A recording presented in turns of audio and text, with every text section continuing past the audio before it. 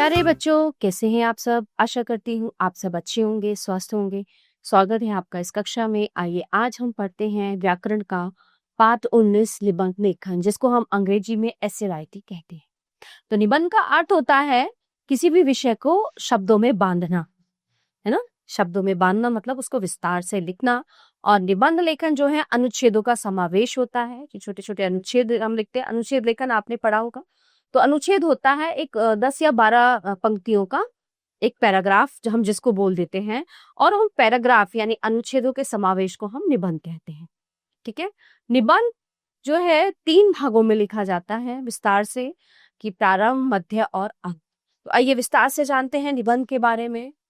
निबंध का अर्थ है बंधा हुआ। निबंध में अपने विचारों को व्यवस्थित व क्रमबद्ध रूप में लिखा जाता है। निबंध को अंग्रेजी भाषा में एसे कहा जाता है, जिसका अर्थ है प्रयास करना। अब निबंध लिखते समय हमें कौन कौन सी बातों का ध्यान रखना चाहिए, आइए देखते हैं। जिस विषय पर निबंध लिखना हो उसके विषय में पूरी जानकारी इकट्ठा कर लेनी चाहिए, यानी एकत्र कर लेनी चाहिए। विचारों को एक व्यवस्थित क्रम में लिखना चाहिए। निबंध की भाषा सरल और सहज होनी चाहिए। निबंध को प्रभावशाली बनाने के लिए, प्रभावशाली यानी कि ताकि वो अट्रैक्टिव लगे, उसके लिए हमें सूक्ति, मुहावरे और कुछ उदाहरणों का प्रयोग करना चाहिए। वर्तनी और विराम चिन्हों का भी ध्यान रखना चाहिए। तो आइए देखते हैं, कुछ यहाँ पे उदाहरण दिए गए हैं निबंध के। कंप्यूटर है निराला, ये विषय दिया गया है और उसकी पूरा निबंध है। आइए शुरू करते हैं। आज का युग कंप्यूटर का युग है। हमारे जीवन का कोई ऐसा क्षेत्र नहीं जो कंप्यूटर से अछूता रह गया हो। अछूता रह गया हो मतलब कोई ऐसा सेक्टर या कोई ऐसी जगह नहीं है, चाहे वो कार्यालय है, स्कूल है, ऑफिस, मतलब कुछ भी, मतलब सब जगह जहाँ पे काम होता है, कोई जगह ऐसी नहीं है जहाँ पे कंप्यूटर पे काम नहीं होता होगा। बैंक, दफ्तर, अस्पताल, स्कूल, कॉलेज, रेलवे स्टेशन, आप कहीं भी चले जाइए, कंप्यूटर महाशय के दर्शन आपको अवश्य ही हो जाएंगे। कंप्यूटर अपने कार्यों के कारण मशीनी मानव जैसा दिखाई देता है। इसके द्वारा सभी कार्य इतनी तीव्रता यानी इतनी जल्दी और इतनी शुद्धता और स्पष्टता के साथ होते हैं कि सुपरमैन को भी पीछे छोड़ सकता है। कंप्यूटर के बढ़ते प्रयोग के कारण सभी को इसका ज्ञान होना बहुत आवश्यक है। आजकल विद्यालयों में आरंभ यानी शुरुआत से ही बच्चों को इसकी शिक्षा दी जाती है। ठीक है।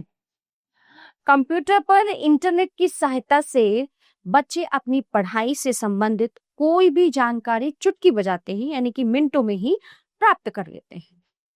कंप्यूटर एक ऐसा साधन है जिससे आप विश्व के किसी भी क्षेत्र की जानकारी पल भर में प्राप्त कर सकते हैं। चिकित्सा एवं भवन निर्माण के क्षेत्र में भी कंप्यूटर ने बहुत योगदान दिया है। बड़ी बड़ी बीमारियों की जांच और इलाज के लिए डॉक्टर कंप्यूटर की सहायता लेते हैं। पुलों के निर्माण और बड़े बड़े यंत्रों की रूपरेखा बनाने में भी कंप्यूटर की अहम भूमिका है।